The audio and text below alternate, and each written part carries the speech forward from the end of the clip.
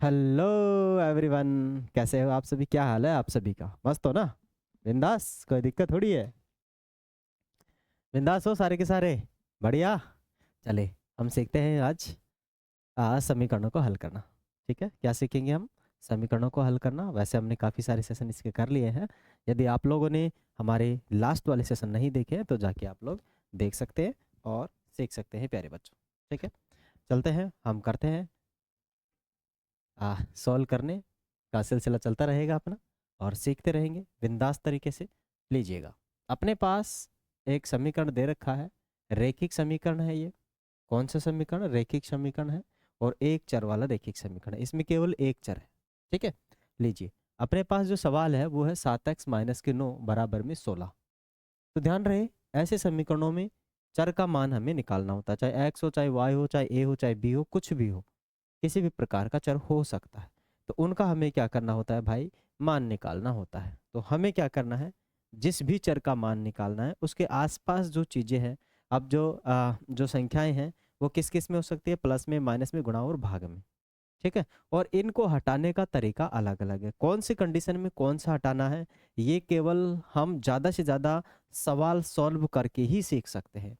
ठीक है, स्टार्टिंग में आपको कुछ एक रूल जानने बेहद ज़रूरी है, लेकिन जितने ज़्यादा आप सवाल सोल्व करोगे उतना ज़्यादा इन सवालों को आप सीख पाओगे, और कोई जरिया नहीं है। चलिए हम सीखते हैं, सीखते हैं सवालों को। अपने पास दे रखा है 7x - 9 बराबर में 16। अब देखो, सबसे पहले प्लस और माइनस की संख्या को हटाया जाता है, क्योंकि इसके गुणा में ये है और संख्या जो अपने पास ये दिख रही है। ठीक है, तो प्लस और माइनस की संख्या को हटाते हैं। ये 9 है अपने पास माइनस में है, क्योंकि मुझे x का मान चाहिए, तो x को मुझे क्या करना पड़ेगा? अकेला बनाना पड़ेगा। इसीलिए सबसे पहले मैं किसको हटाऊंगा? -9 को। -9 बराबर के दूसरी साइड में जाएगा तो 16 तो पहले से ही अवेलेबल है इधर ये। ठीक है, और ये -9 इधर आकर किस में चल जाएगा? प्लस में, क्योंकि वहां पर किसका था? माइनस का था। ठीक है, अब इधर क्या बच जाता है अपने पास? 7x बच जाता है। क्या बच जाता है? 7x बच जाता है। थोड़ा हमें इसे ऐड कर लेना है। 16 और 9 कितने होते हैं? 25 होते हैं। कितने होते हैं? 25। ठीक है, और 7 गुणा में x। ध्यान रहे, x के गुणा में कितना है? 7। और गुणा की कोई भी संख्या बराबर के दूसरे साइड में भाग में जाती है। किस में जाती है? भाग में। तो 25 तो अपने पास पहले से ही था, और इसके बटे में कितना चला गया? 7। तो अपने पास कितना बच गया? x। ठीक है, तो ये आ चुका है x का मान। ये समीकरण हो चुका है सोल्व। चलिए और करते हैं ऐसे ही सवाल। लीजिए, अपने पास क्या है? 14y - 8 बराबर में 13। ठीक है, लीजिए, क्या करना है इसको? सबसे पहले पक्षांतरण करना है, प्लस और माइनस को। तो सबसे पहले हम इसको हटा के इधर भेजेंगे। ठीक है, इसको हटा के इधर भेजेंगे। तो 13 तो पहले से ही था, वो तो हमें पहले लिखना है सबसे पहले। उसके बाद ये माइनस का 8 हटा के इधर भेजना है। माइनस का 8 हटा के आप उधर भेजोगे तो माइनस की संख्या बराबर के दूसरी साइड में प्लस में जाती है। किस में जाती है? प्लस में जाती है।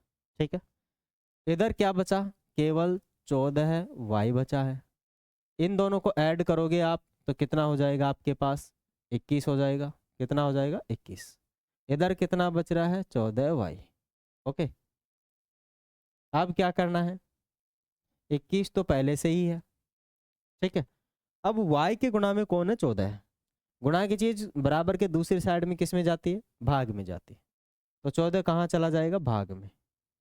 ठीक है, और इधर क्या बचेगा? केवल और केवल y। चाहे तो ये भी आप इसका आंसर मान सकते हो, अदरवाइज इसको 7 से काटो, क्योंकि 7 से दोनों जगह से ही कट रहा है। 7 से काटेंगे तो 3 बार जा रहा है, 7 से 3 बार, सॉरी 2 बार।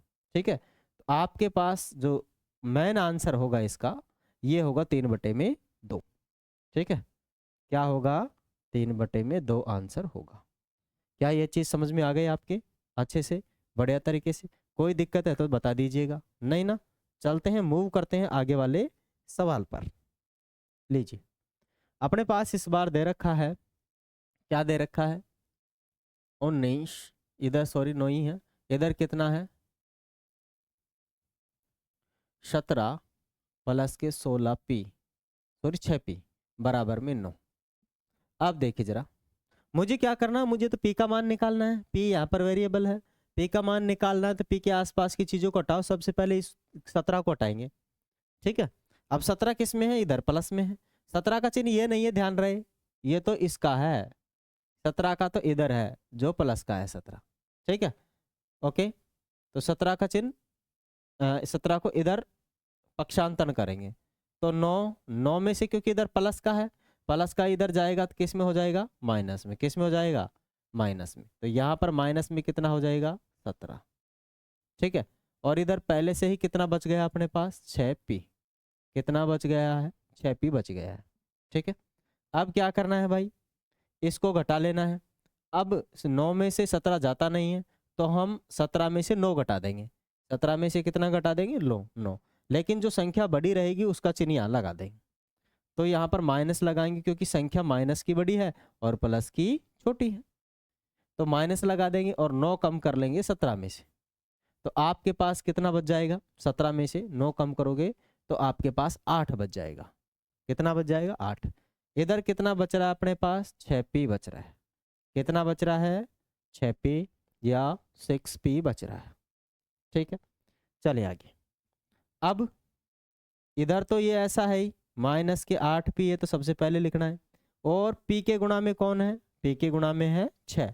गुणा की संख्या बराबर के दूसरी साइड किस में जाती है, भाग में जाती है। अब जरा देखिए, नीचे वाला 6 से भाग हो रहा है, सॉरी नीचे वाला 2 से भाग हो रहा है और ऊपर वाला भी 2 से भाग हो रहा है। 2 से भाग दोगे तो 3 बार कटेगा, 2 से भाग दोगे तो 4 बार कटेगा। तो आपके पास आ जाएगा माइनस के 4/3। किसका मान, p का मान। किसका मान आ जाएगा, p का मान आ जाएगा। आशा करते हैं ये सवाल आपके भली भांति समझ में आ गया होगा। कोई नहीं, हम एक एक सवाल सीखते चलेंगे, आगे चलते चलेंगे और जैसे जैसे हम आगे बढ़ते जाएंगे एक नई मंजिल की तरफ बढ़ते जाएंगे और सीखते जाएंगे, ठीक है। एक ही सवाल में आप सब कुछ नहीं सीख सकते।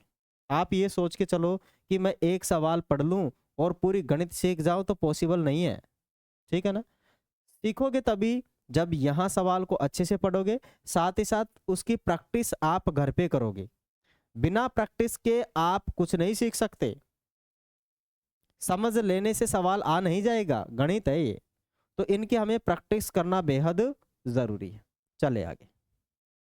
आगे अपने पास सवाल है, यहाँ पर हमारे पास जो वेरिएबल है क्या है, x, और x का मान हमें क्या करना है, निकाल लेना है।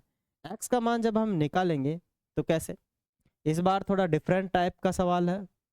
अपने पास 7/15 तो एज इट इज मुझे लिख ही देना है।